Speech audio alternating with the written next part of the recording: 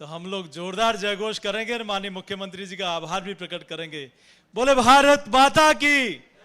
सांवरिया सेठ की, अमरा भगत जी की, अनगढ़ बाबू जी की। आज के इस गौरवमय कार्यक्रम में हम सब लोगों को जिनका पावन सानिध्य मिल रहा है, ऐसे प्रदेश के यशस्वी मुख्यमंत्री जिन्होंने राजस्थान में मात्र 9 माह के अंदर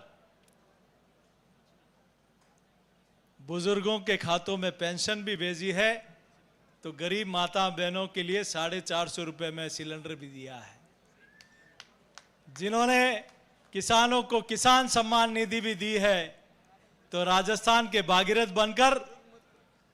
जहां कोई कल्पना नहीं कर सकता, ERCP और यमुना जल समझौता भी राजस्थान में लाने का काम किया है। और जिन्होंने कई मंदिरों का जीर्णोद्धार भी किया, जिन्होंने हमारे यहाँ सड़कें भी दी, अस्पताल भी दिए, स्कूल भी दिए, GSS भी दिए, तहसीलें भी दी, महाविद्यालय भी दिए, और तो और उदयपुर में किसी आताई ने किसी बालक का गलत उसको कृत्य से कर दिया, तो ऐसे आताइयों को इलाज भी हाथों हाथ बुलडोजर चलाकर कर दिया। ये पहली बार राजस्थान देख रहा है कि या तो आपके मुंह से निकलता है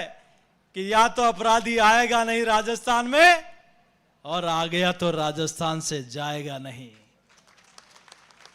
आपका वंदन करते हैं, अभिनंदन करते हैं। हमारे बीच में उपस्थित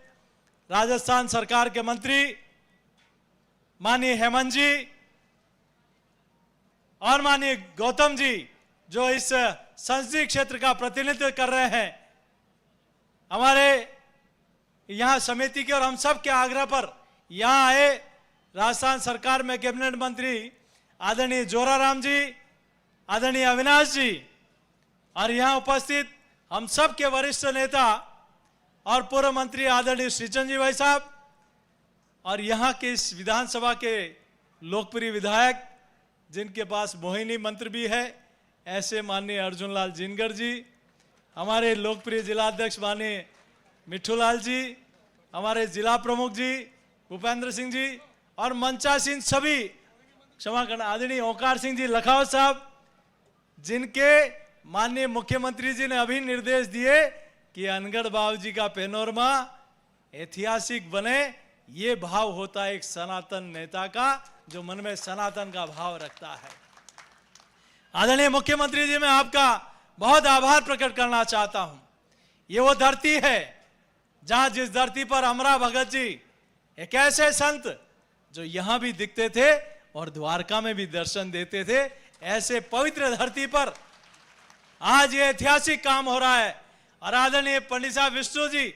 जिन्होंने यहां आप देख रहे हैं 1008 जोड़े, जो सुबह शादी के बाद दूसरी बार हल्दी का स्नान भी हुआ तो गोबर का स्नान भी हुआ, और जोड़े से 8:30-9 बजे से रुद्राभिषेक करके वृक्ष का आज रुद्राभिषेक किया। और वृक्ष के बारे में मेरे पूर्व के वक्ताओं ने बताया कि एक पेड़ मां के नाम, इस ध्येय के देश के प्रधानमंत्री जी ने इस काम को शुरू किया, और माननीय प्रधानमंत्री जी का जन्मोत्सव कार्यक्रम भी चल रहा है। मैं ज्यादा समय नहीं लेके आदरणीय मुख्यमंत्री जी, आपका भी धन्यवाद करता हूं कि आपने एक ही दिन में राजस्थान में हरियालो राजस्थान तीज के दिन करोड़ों पौधे लगाकर इस धरती को जागृत करने का काम भी किया, क्योंकि यही वृक्ष है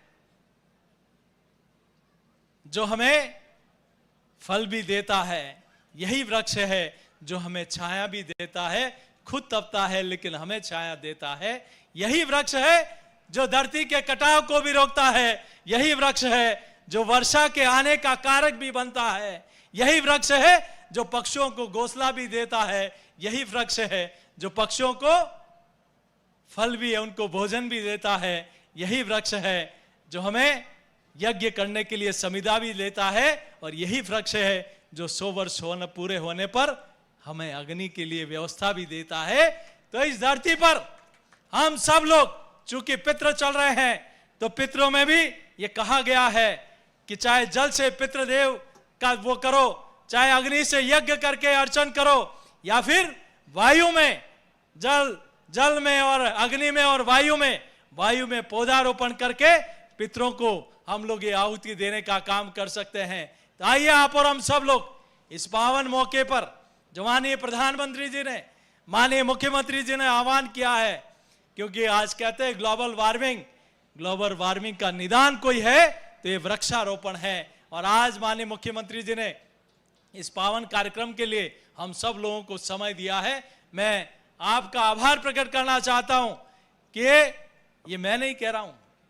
ये पूरे क्षेत्र की जनता कह रही है कि आजादी से बाद अब तक आपने इस बजट में जो इस क्षेत्र को दिया वो अब तक नहीं मिला। ये देश प्रदेश की जनता कह रही है, इस क्षेत्र की जनता कह रही है। तो एक बार जोरदार करतल ध्वनि से इस छोर से उस छोर तक आदरणीय मुख्यमंत्री जी का हम लोग आभार प्रकट करें। और हमारे ये मंडल के माननीय अध्यक्ष और जनप्रतिनिधि बैठे हैं, जोरदार ताली बजाकर पार्टी के लोगों ने, पार्टी के माननीय विधायकों ने जो माननीय मुख्यमंत्री महोदय से आग्रह किया वो सब आपने दिया है। क्योंकि मैं भी इसी धरती का हूं, मैं यहीं जिला परिषद का सदस्य भी रहा, यही पास में मेरा गांव है। तो माननीय विधायक महोदय अभी कह रहे थे कि यहाँ नर्मदिया का विद्यालय क्रमोन्नत हो, भातसोड़ा में तहसील बने, और यहाँ एक गौशाला। मैं आदरणीय रतन जी का आभार प्रकट करना चाहता हूं कि जिन्होंने, और समाज के लोगों का भी, कि अभी यहां चातुर्मास हुआ, लाखों करोड़ों लोग इस धरती पर आए, और जब कहा कि माननीय मुख्यमंत्री जी आ रहे हैं और वो भी एक गोभक्त है, मोदी जी भी अपने घर पे गौ माता की सेवा करते हैं और मुख्यमंत्री जी भी अपने घर में गौ माता की सेवा करते हैं। तो यहाँ गौशाला उनके हाथों से शुरू हो, या उनके सानिध्य में इसकी शुरुआत हो। कल ही इन्होंने रजिस्ट्री कराई। माननीय मुख्यमंत्री जी, आप पूरे प्रदेश के गौ माता के लिए बहुत कुछ कर रहे हैं, आप इस योजना को भी अपने आगामी कार्यक्रम में शामिल करेंगे तो निश्चित रूप से इस क्षेत्र का विकास होगा। मैं बहुत ज्यादा लंबी चौड़ी बात नहीं कहते हुए पुनः मैं इस क्षेत्र की ओर से, इस क्षेत्र की जनता की ओर से, सभी हमारे माननीय जनप्रतिनिधि और हमारे पार्टी के देवतुल्य कार्यकर्ताओं की ओर से एक बार पुनः आपका अभिनंदन, क्योंकि आपको आगामी कार्यक्रम में जाना है, उदयपुर कार्यक्रम में, जयपुर कार्यक्रम में, और अभी 4 दिन पहले ही आप जापान और कोरिया जाके आए, राजस्थान में इन्वेस्टमेंट आए, युवाओं को रोजगार मिले, आपने करोड़ों रुपए के एमओयू किए। इसके लिए भी मैं आपका आभार प्रकट करते हुए पुनः आपका पुनः वंदन, अभिनंदन। आपने यहां समय दिया, बहुत बहुत धन्यवाद। एक बार जोरदार फिर से जय घोष करके भारत माता की, गौ माता की, सांवरिया सेठ की, बहुत बहुत धन्यवाद।